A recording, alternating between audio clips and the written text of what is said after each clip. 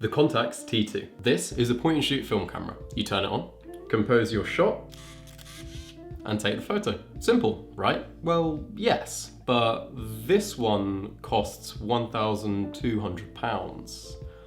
But why? Launched in 1990 and marketed towards people who wanted a simple point-and-shoot camera but still very much in the luxury category, the Contax T2 was a success. But Contax as a company failed to thrive as the world moved into the digital photography era. They stopped making cameras back in 2005, and at the time, you could pick up one of these in decent quality for around £250. Fast forward about 15 years from then, and the likes of Kendall Jenner and Chris Hemsworth have now picked up their own Contax T2s, alongside Frank Ocean, who used his newer Contax T3 to photograph the Met Gala a few years ago. Because of this celebrity influence, this discontinued brand's newfound hype has gone through the roof. Prices now range between £800 to £1,500 depending on colour and condition.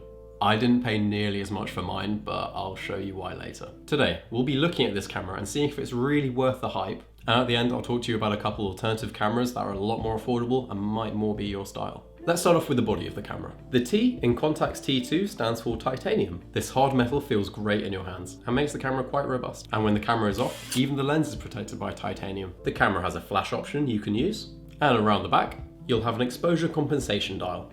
As this is a point and shoot film camera, you're not going to get full manual control over your photos. So if you do want your photos to be slightly darker or slightly brighter, you'd use this compensation dial. Turn it up if you want your photos overexposed, and turn it down if you want your photos underexposed. The viewfinder is quite small, but it has framing guidelines for up close and infinity focus. Over to the right side of the camera, where your thumb would rest, you have the on-off switch. The default position is off, and we turn it once to turn the camera on, and it will automatically be in autofocus mode. Turn it again to go into infinity, and turn it once more to go into manual focus.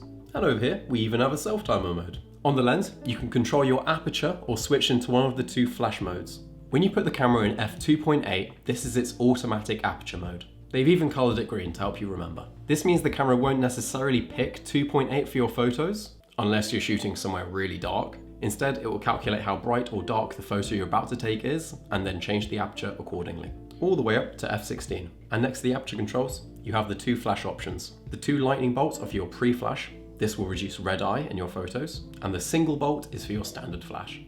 This lens is a 38mm Sonnar lens with a T-Star lens coating designed none other than Carl Zeiss. Zeiss lenses are renowned for their performance and quality, and often come with a large price tag for this reason. I personally think that this lens has quite a challenge though. It's a very small lens and it still needs to cover that full 35mm negative and keep up with that Carl Zeiss reputation. Now, let me show you what kind of photos you can take with this camera. I've had this camera for a few years now, so I'll show you some of my favorite photos that I've taken on it.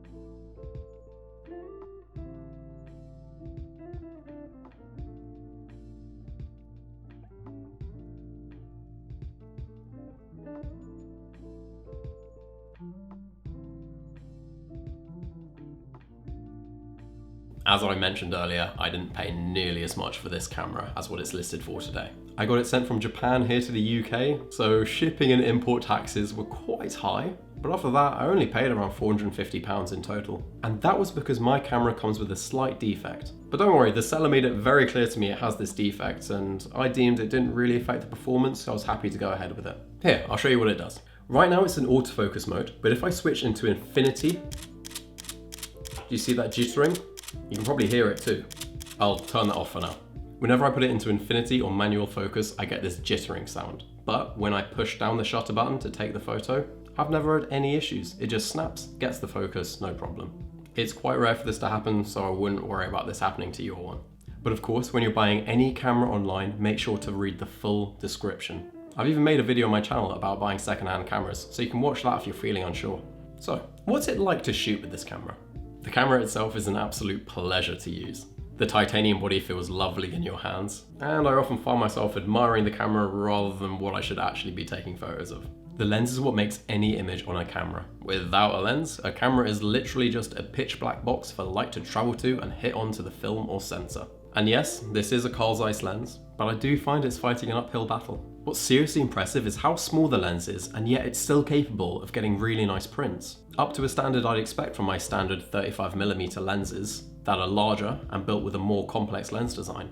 When I take these film negatives into a darkroom, I've only ever enlarged them up to 8x10, but I'm still really impressed with them. I'm getting a much better image than what I'd normally get out of a small point and shoot camera you'd find at a thrift store. But not quite mind-blowing compared to what I get out of my normal 35mm SLR cameras. The autofocus is pretty reliable on the whole. I've never had any problems taking photos at infinity focus, but occasionally when I've taken a portrait, I'll place the focusing point on the model's eye, but then it will land on their forehead, nose, or cheek. So not the end of the world, but not perfect. So is this camera right for you? After owning this camera for a few years now, it's still my go-to if I just want to have a camera to sit in my pocket and take about when I'm traveling, especially if I want to focus more on capturing the moment rather than playing about with different camera settings. But if mine were to break, I don't think I'd fork out the money to buy another one. Like all electronic film cameras, one day the electrics will break. And the only way to really fix it is to find a different Contax T2, tear it apart, and hope that that one has the right part that you're looking for to replace in your old one. These cameras and its spare parts have been out of production for many, many years, so you're probably not going to find the spare parts, unless you go through the Frankenstein method of tearing apart different cameras. For this reason, a lot of camera repair shops will refuse to repair these cameras. So, what are the alternatives? If you're someone who's looking for a point and shoot film camera that you can just keep on you all the time when you're traveling, and you're happy to invest a few £100s in a quality camera, I'd suggest a Yashica T4. It still has a Carl Zeiss lens, so you'd be getting a really nice image, and it's made of a plastic body, which won't feel quite as luxurious as a titanium body. And you can normally pick one up for under £300 on eBay. But if you're looking for something simpler, and you know that your photos are just going to be used for your own personal memories, maybe putting on social media, and doing a couple of small prints time to time, then I'd recommend something like an Olympus Muji. You can get it for a fraction of the cost of the Contax T2. It won't be as affordable as, say, a Canon Sure Shot you'd find at a thrift store, but you're still getting a really nice lens and reliable autofocus, all in this small body. In conclusion, the Contax T2 is a very nice, stylish camera, with a lens that does a really good job for its small size. But celebrities have inflated the cost of this camera to a ridiculous point. If one day this camera comes back to being between £300 to £400, then yeah, I'd say it's worth it. But until then, no, it is not worth the hype. But that is just my own personal opinion. At the end of the day, you are more than welcome to spend your money how you please. And I hope that this video has either reassured you that the Contax is definitely the right choice for you, or it's helped you find an alternative cheaper camera which is more your style. Or maybe you just like learning more about photography. However you come across this video, I hope you've enjoyed it, and I'll see you in the next one.